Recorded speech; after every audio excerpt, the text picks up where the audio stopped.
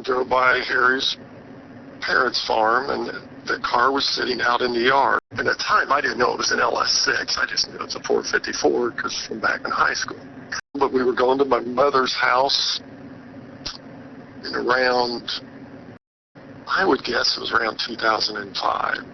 We pulled in there, and his cousin was at the house and told us how to get, we'll call his other brother, and he'll probably have Harry's number. So I called Harry, and he was going to, said he actually thought about renting a backhoe and burying it in the back of the barn. I'm like, oh, gosh. But he said, I just don't want to sell it yet. So that's when I offered to just take it home and store it in our barn with our cars. And I said, it won't charge you anything, but at least it won't deteriorate anymore. And when we went to pick it up, I get in there and I see on the dash, or on the console, the 425 horsepower on that sticker. I'm like, oh. And the condition was, unfortunately, like I said, he threw plastic over it. It was a mess. The motor, rusty, all the pulleys rusty. You couldn't turn it.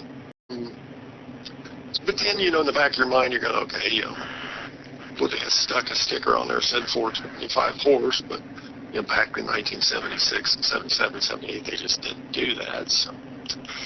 So anyway, I get it home, and over the years, I get everything checked out and verified that it's an LS6.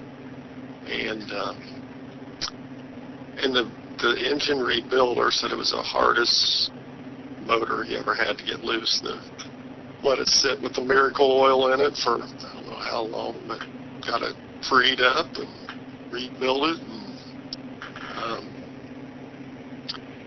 it's a beast. I would say that $6,500 for we spent $85,000 restoring it.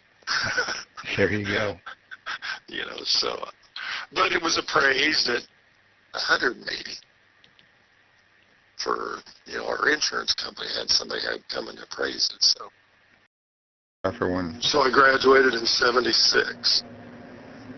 Okay. So somewhere around '76, he and I actually took off down the main street of our little town racing, just because everybody sitting there wanted us to, and both cars sounded awesome. Well, they thought we were going to blow the windows out of it, because along with his paint scheme, he had Hooker chrome header pipes on the side. And so, like I say, then, we'd see the car around a lot, but then it just kind of disappeared. Well, I'd heard he stuck it in the barn, so that was in '78, because the plate on it was in 1978, and the inspection sticker and everything when we got it.